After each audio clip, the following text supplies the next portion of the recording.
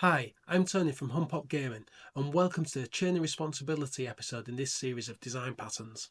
Ever wondered how your favourite games handles complex interactions without getting messy spaghetti code? Imagine a system where every character and object knows exactly who to ask for help. No confusion, just seamless gameplay and clean code. Today we look at the Chain of Responsibility pattern, and once you see it in action, you're going to want to use it in your own games. But before we get started, this video assumes that you understand the factory pattern and inheritance in Lua. If you don't, you can check out my previous video. I've added a link in the description below. Now that's done, let's take a look at the chain of responsibility pattern. It's a behavioural pattern that lets you pass requests along a chain of handlers. Upon receiving a request, each handler decides either to process the request or to pass it to the next handler in the chain. It's the code equivalent of you calling a customer call centre hotline because you've got a problem with your new smartphone. First you call the company, you get an automated system that asks you to press a number. You then pass on to technical support. Usually it is a person in customer service who's trying to help you with basic issues or some deals. If your issue isn't too complex, they'll sort it for you. But if it gets a bit more complex, they're going to pass you along the chain to the next person. This person might be a technical specialist, and they have more in-depth knowledge and can resolve a more specific issue.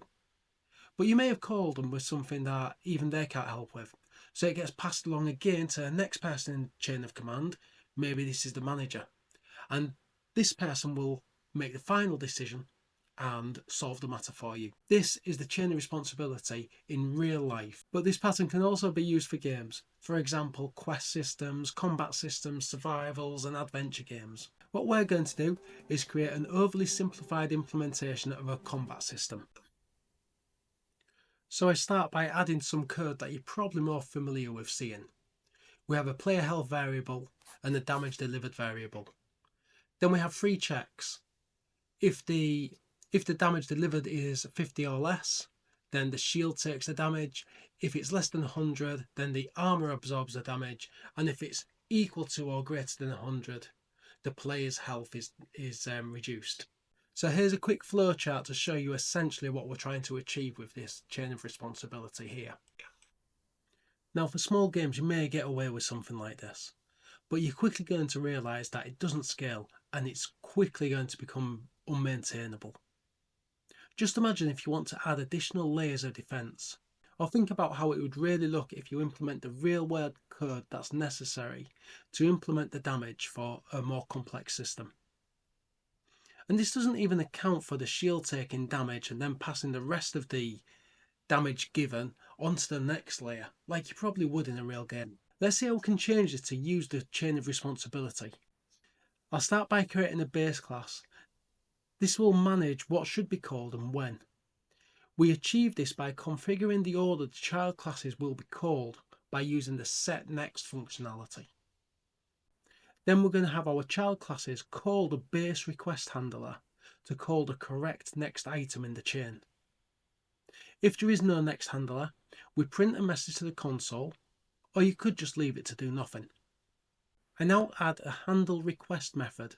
This does nothing other than throw an error. I do this to make it really clear that any subclass of the base handler is expected to implement its own version of the handle request. This is similar to an abstract method which you'll find in other programming languages. An abstract method just means that a base class defines a method, but the subclasses must override the functionality needed to execute that function. Now I add the first class of the base handler and add the necessary code to extend it. Here I add a request method. Now I'll just quickly jump back to the base class and change the parameter name, just to help with readability. I now add the same condition that we had in the original script, but this time if the damage is more than 50, the next handler in the chain is going to be called. Notice that this class doesn't need to know what the next handler is, it just passes it on. I'll return the base request handler so the methods can be changed. We're going to configure the next handlers once we've created all the child classes. You'll see that later. Next I implement the armor in the same way that I implemented the shield. The only difference here is the way the value's been checked. Finally, I do the same thing in the health handler, but I don't have a check here as it's going to be the last thing in the chain. And even though this is going to be the last thing in our chain, we call the next handler here too. The reason I do this is to allow the chain of responsibility structure that we're creating to be more adaptable, so if the chain ever needs to expand or change in some way, it can do fairly easily. It also makes it more consistent, which in turn makes it easier with debugging. Now we have our shield, armor and health handlers.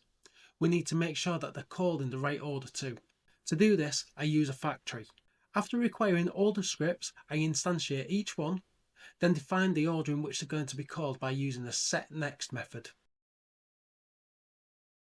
And finally, in this create method, I return the shield. Let's get rid of this unmaintainable code and implement the chain of responsibility that we've just created. But before I do, I just wanted to remind you, if you want a copy of this code, you can go to my website. I've put a link in the description below. While you're there, if you want to keep up with what I'm doing or keep in touch with any of the changes that I've made to the code, please sign up to the email list. If you found this video useful, please like and subscribe. It really helps the channel. And by doing so, it'll allow me to cover more topics that you find interesting and make more videos at a higher quality. So please hit that subscribe button. So we require the factory and call create. This returns the chain that we want to create. So now we can add 3 test cases. One with 30 damage being delivered, one with 80, and the last with 150. In the output, we can see we passed the damage of 30, and it only gets as far as the shield handler. But the next one calls the shield handler and the armor handler, while the last one calls all 3, and we get the final output that no handler could process the request. To help visualize this, I've created a diagram. The caller requires the factory and calls create on the factory. This returns the shield as it's the entry point to our chain, or another way of saying this, it's our player's first layer of defense. We then create our next layer of defense by calling the setNext on the shield and passing in the armor. Remember, setNext does live in the parent class, but all children have access to the parent's functions. Armor is returned and setNext is called on that, passing in the health. The factory then returns the shield, which allows the caller to simply call handle request, and all order of operations are managed by how the chain is set up. You now know everything you need to implement your own chain of responsibility pattern. Let me know what you think in the comments below. Thanks for watching.